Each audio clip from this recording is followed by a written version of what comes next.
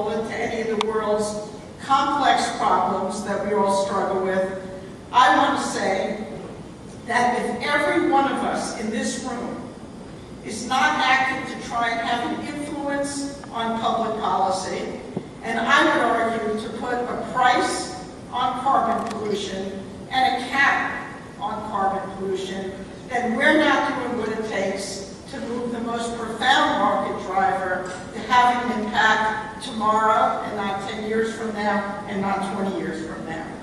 We all know, but we haven't said again and again this morning, and you'll hear it though many times, we live in a world where there are 6 billion people going to 9 billion people.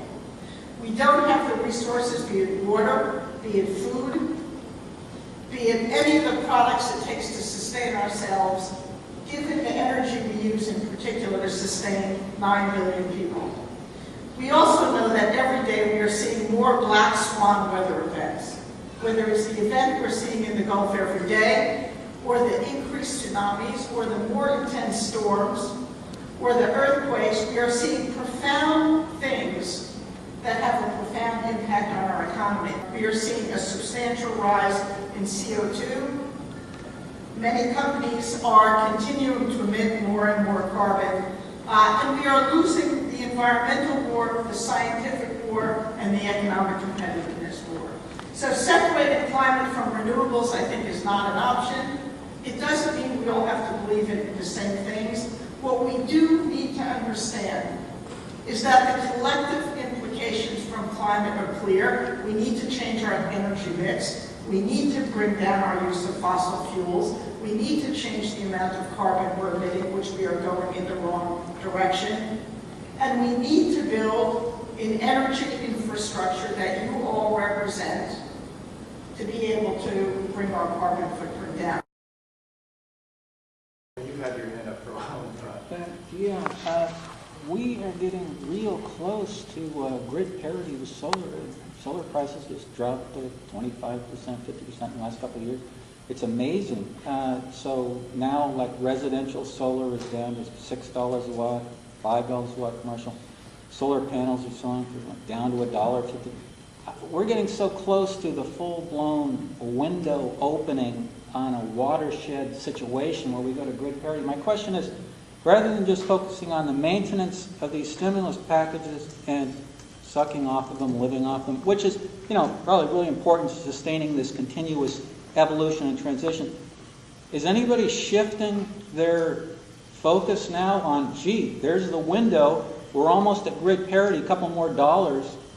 It seems like that should be the game now. Before, maybe it was really important to sustain all the other stuff that was going on because all these other things have to take place, like the development of a smart grid, storage systems, on and on and on. But it seems to me now that we're, boom, there it is, there's the door. If we just get there, everything changes. So is there any kind of change in investment philosophy now as far as this opportunity goes? With the recession, it's probably the first time when we look at all the power markets throughout the U.S., it's the first time probably in 50, 60 years that we've actually seen a decrease in peak load demand on a prospective basis. And with the shale gas coming on, and with now gas prices, and a lot of the power markets are marginally based upon natural gas, you're seeing a phenomenon where you were getting close to grid parity, you're right, but what's occurred over the last 12, 18 months is with the decrease in peak load and moved down probably 2 or 3 years in most power markets with low gas prices, that we're because of the adoption and the penetration of renewables, the cost of manufacturing those were coming down, and they were getting close to where when you had $7, $8 gas and when you had peak demand still growing at 2 or 3%, you were getting close to grid parity. That gap though is widening because demand's been pushed out or delayed. First time in 50, 60 years, most of the power markets, if they look at it, they've never experienced this. And with low gas pricing, that we aren't necessarily this close to grid parity. And the only thing I'd say is we're not trying to hold on, and I'm not a proponent of holding on to the stimulus package.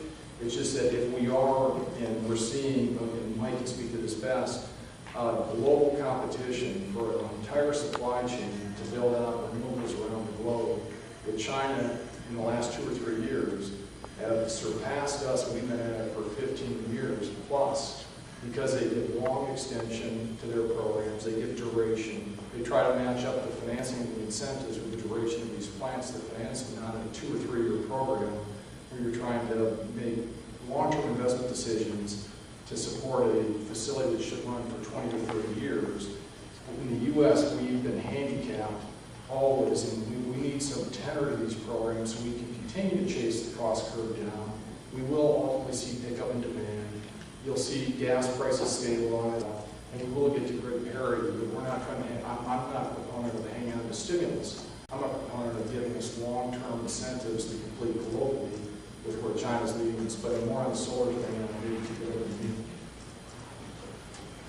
I agree with what Pat said, and solar is just a great poster child for what investment in support programs like we've had, particularly in the solar industry in the United States and in other places around the world, have actually deployed it perhaps not as wisely, or it's cost more in countries like Germany than it has in the United States, but it's actually helped everyone.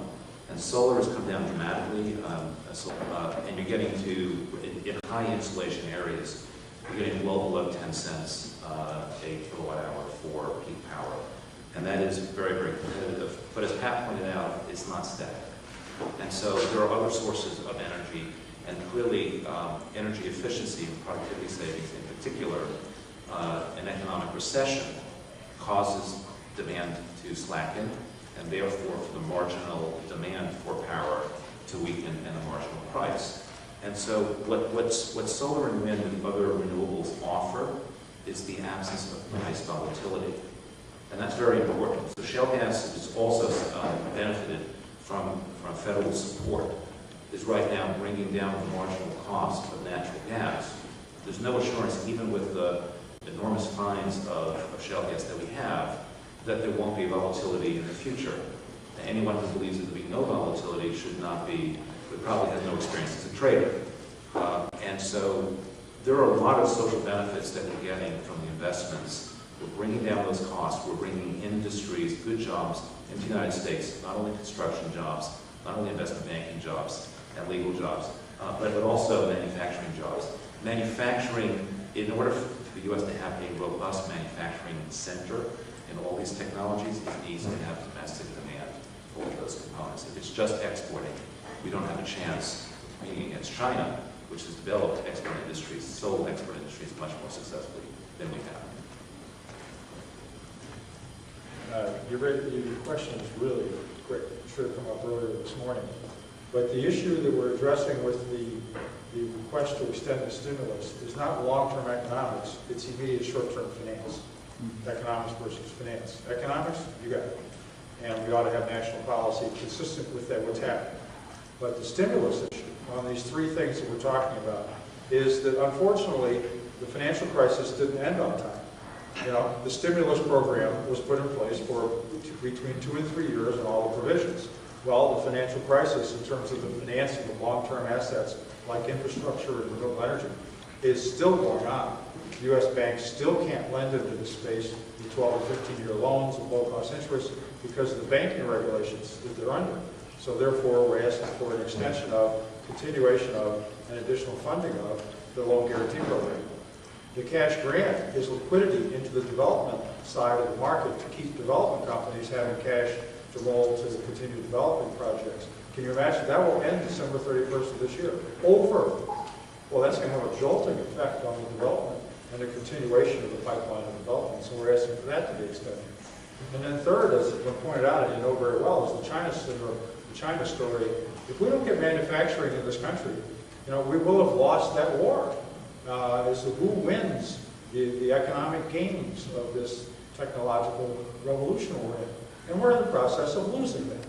And so a continuation of the manufacturing Section 48C tax credits, an extension of that, and increasing that from the $2.3 billion that we got to another $5 billion, because that would already fund all the applications that came into DOE. It's not an increase in the program. It's just funding the existing applications of companies that want to build factories in this country. So those three things are what we're asking for, the three very specific reasons, having to do with financing, not long-term economics. But we do want to hang on to your point.